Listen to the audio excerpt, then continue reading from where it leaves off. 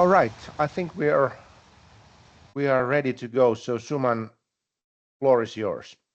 Yes, thank you, Timo.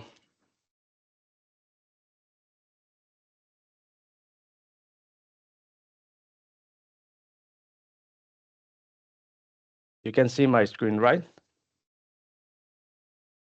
Yes, we can. All right. So yeah, good morning, everyone.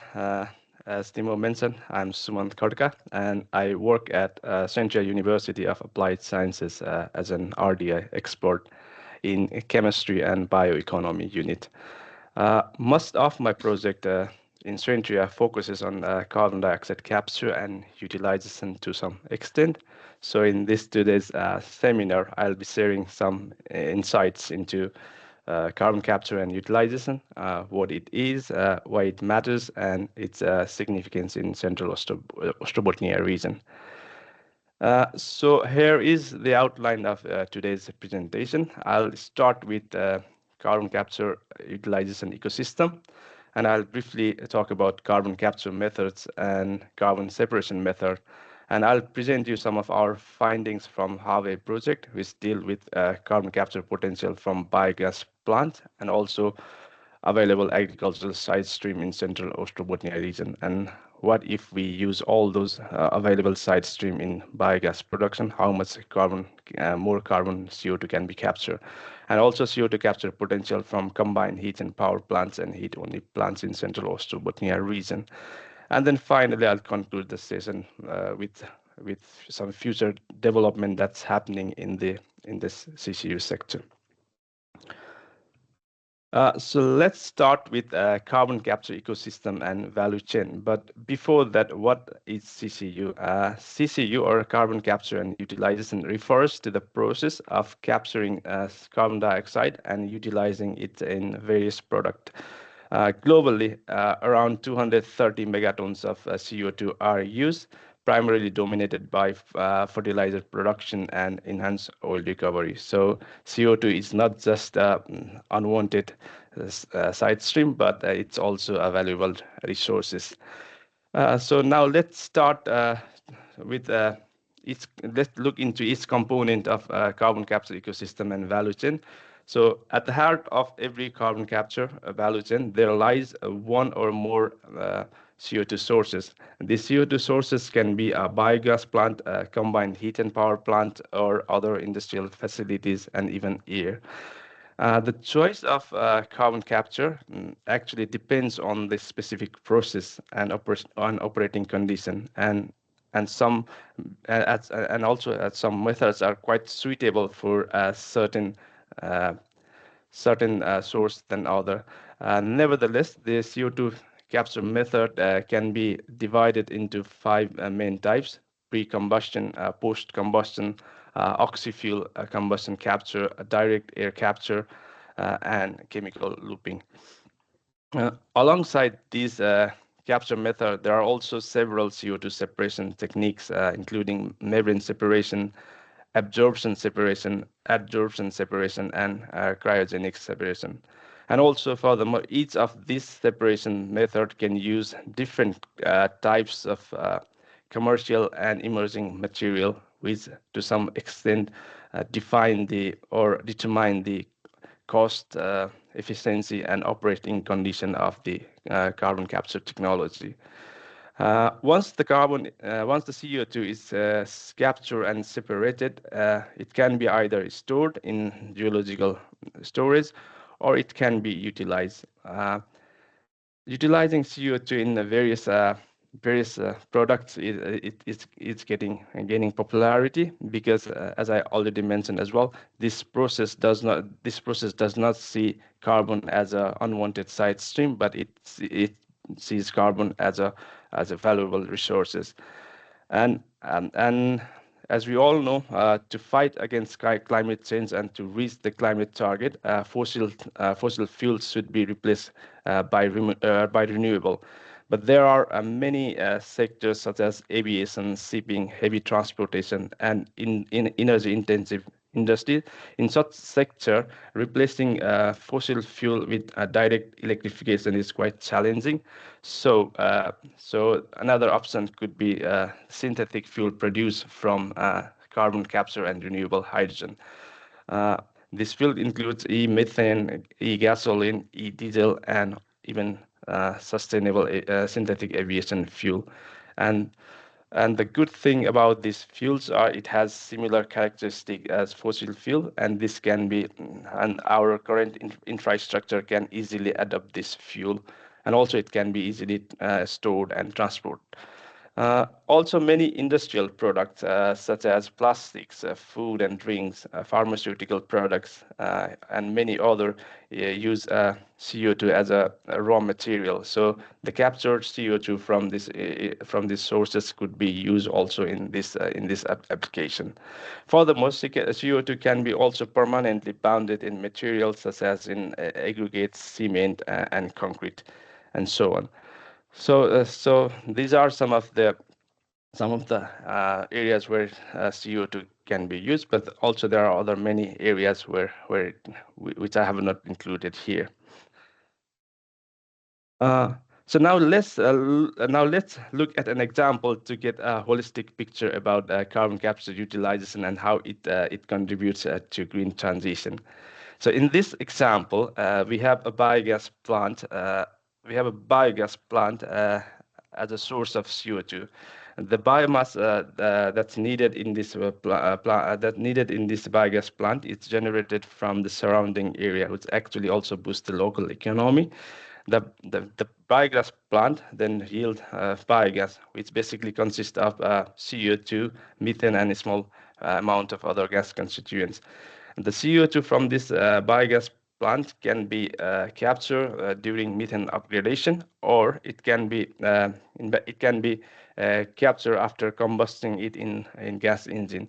So the captured CO2 can be then combined with renewable hydrogen produced from renewable energy to produce various types of e-fuel, as I mentioned earlier, or also the captured CO2 can be directly used in different applications, as I mentioned earlier.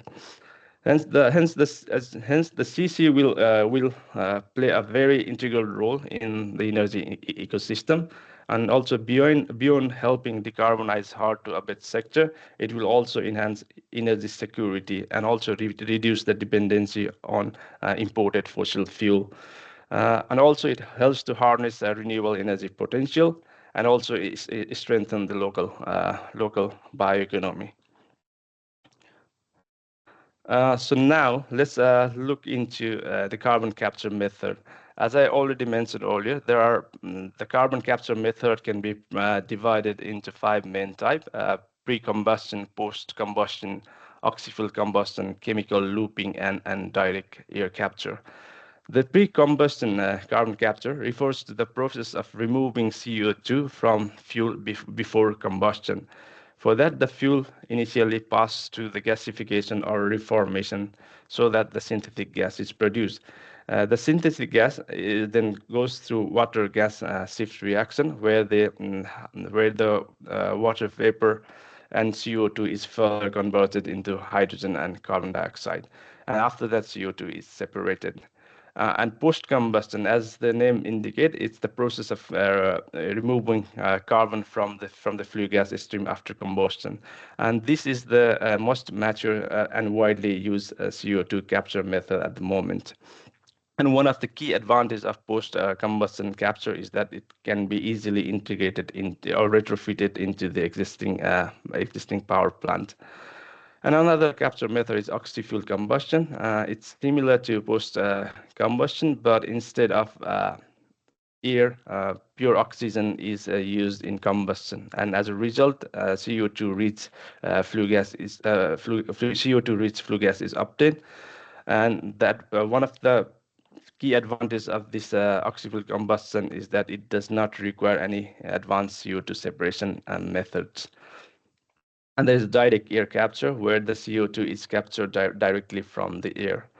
And finally, chemical looping combustion. Chemical looping combustion is similar to the oxy-fuel combustion, but instead of producing oxygen in separate air separation unit, here oxygen is produced by using metal oxide carrier material, which goes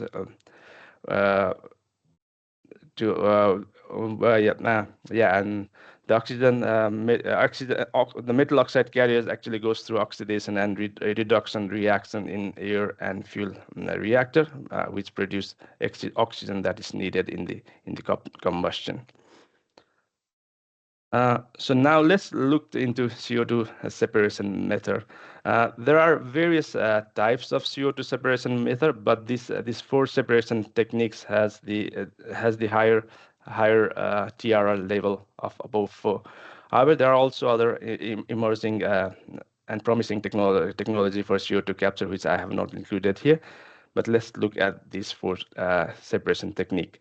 Absorption can be further divided into chemical and physical absorption. In chemical absorption, there is a chemical interaction between a solvent and CO2.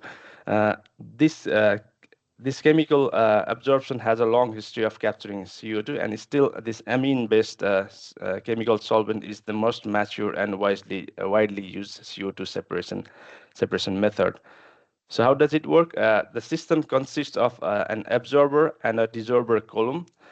In absorber column CO2, this solvent absorbs CO2, and in the desorber column, the CO2 is stripped using heat energy. In case of physical absorption, there is the interaction between this physical solvent and CO2 is physical. And there are different types of physical solvents such as Selexol, Rectisol, and so on. The interaction between physical solvent and CO2 is quite weak, so the energy needed to strip this CO2 from the solvent is quite less compared to the chemical absorption. In the adsorption technology, solid materials such as zeolite, carbon-based, and amine functionalized material are used to separate CO2 from the flue gas. So how does it work? The gas is fed to the adsorption bed composed of these materials, and the adsorption bed absorbs the CO2 where other gas components are released.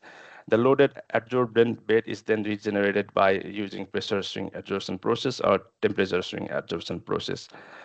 Another separation technique we have is cryogenic separation. Cryogenic separation method. In this method, CO2 is cooled down into liquid or solid form, and after that, CO2 is captured. And in membrane separation, CO2 is separated by using permeable or semi-permeable material that has high selectivity and permeability for CO2.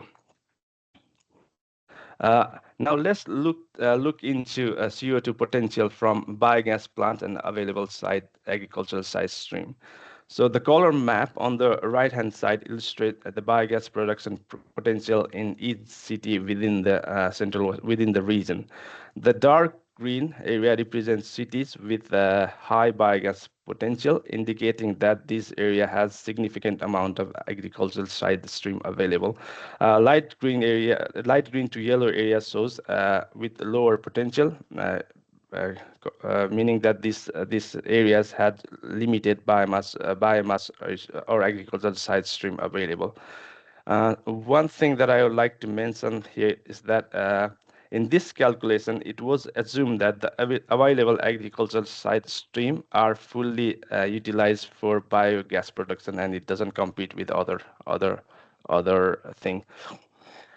And also, the picture shows the existing biomass and their location, and also some of the upcoming biogas project.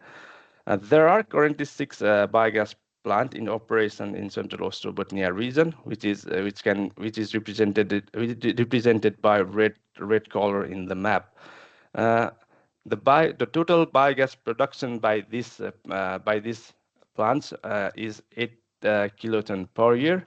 And as biogas is composed of roughly 60% methane and 40% carbon dioxide, there is a possibility to capture 5 kiloton of CO2 annually.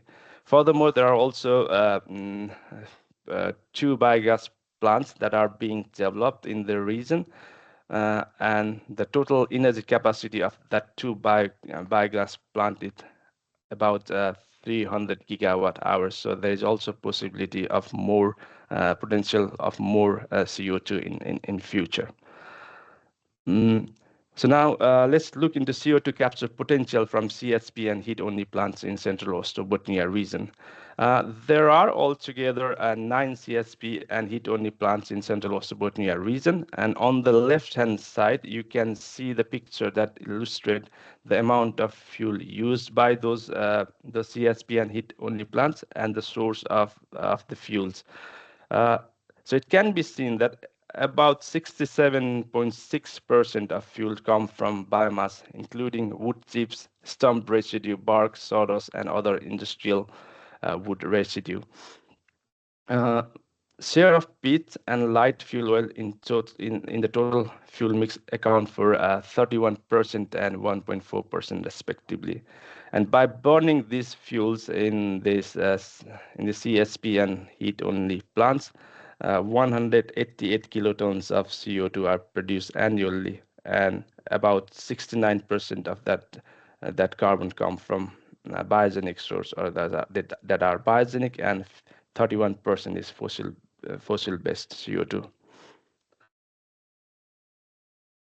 So yeah, so now we are at almost end of the presentation. So let's wrap it up with some key notes and with some development that we are witnessing in CCU sector.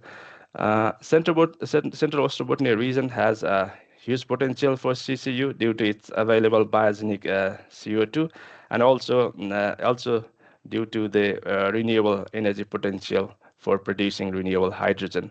However, infrastructure to facilitate efficient logistics of CCU and to integrate all those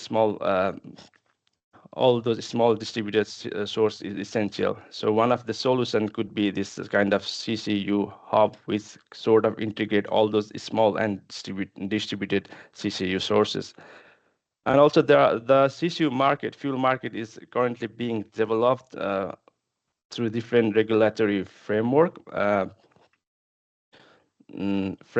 Here are some of them. So, for example, the renewable RED III revised renewable energy directive, which sort of set binding criteria for renewable fuel for non-biological origin. So the renewable fuel for non-biological origin actually consists of renewable hydrogen and its derivatives such as synthetic fuel and so on. So this directive actually set target for this kind of fuel in different sectors such as in transportation and industries and so on, which helps to develop this CCU fuel market.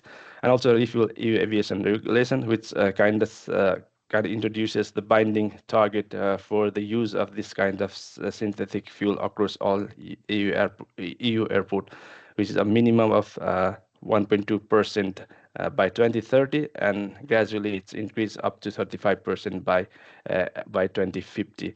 And also this fuel EU maritime regulation, which actually set the threshold for the average GHG intensity of the fuel consumed by ship exceeding 5,000 gross tonnage.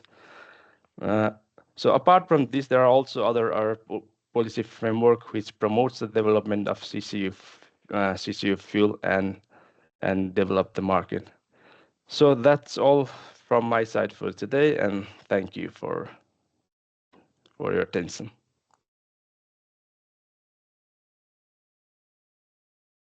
Thank you, Suman. Thank you very much. I'll stop the recording.